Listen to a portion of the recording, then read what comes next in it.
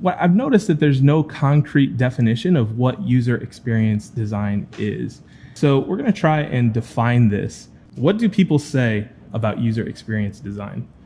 Dan Mikowski, he's the VP of design over at Walmart, says you can't design experiences, but you can design for them.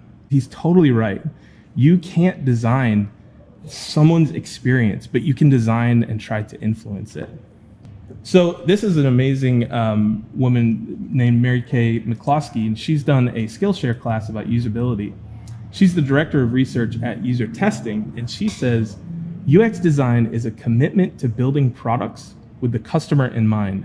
And I like that, but I think that user experience design is bigger than the product. So the last one I want to talk about is by the guy who coined the term. He actually developed what is user experience. And he says, I thought human interface and usability were too narrow. I wanted to cover all aspects of the person's experience with the system, including industrial design, graphics, the interface, the physical interaction, and the manual. And I really think that he nailed it. Let's take a look at my definition of user experience design. And this is influencing controllable variables to cause a positive emotional response when a person interacts with a product, environment, or brand. I looped in this concept about influencing variables, and it's not always design as a craft. And why are we pursuing a positive emotional response?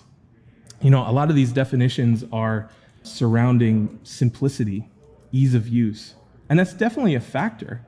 But sometimes people want to be a little bit confused. Sometimes people want a little bit of frustration.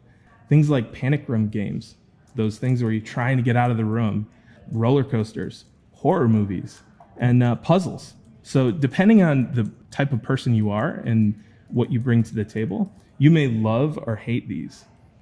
So the too long didn't read version of this is do what you can to make people feel great when they use your stuff. Let's talk about the two key requirements that user experience design has that sets it apart from other types of design. So the first one is UX design requires interaction. Without interaction, it's just design. And this is what makes UX design so fun and exciting and sexy, is that you're only controlling 51% of the experience. You're only controlling 51% of the relationship. So let's talk about the second requirement. UX design requires iterative validation. Now, iterative validation is marketing jargon. It's fancy UX speak for repeated testing. And without that validation, you're simply guessing.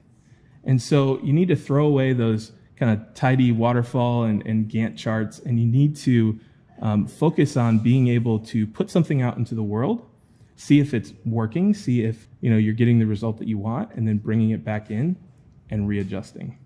So I keep saying 51%, and why is that? Why do we as UX designers get that extra 1%? And it's the iteration.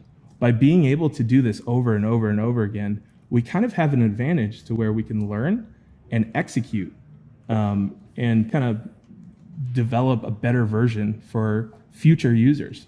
This episode is sponsored by Pork Bun. Pork Bun is an amazingly awesome domain name registrar based out of Portland, Oregon. And good news for you, our sponsor has a fantastic deal. $5 .design domains for the first year. Just click the link below or head to porkbun.com/future.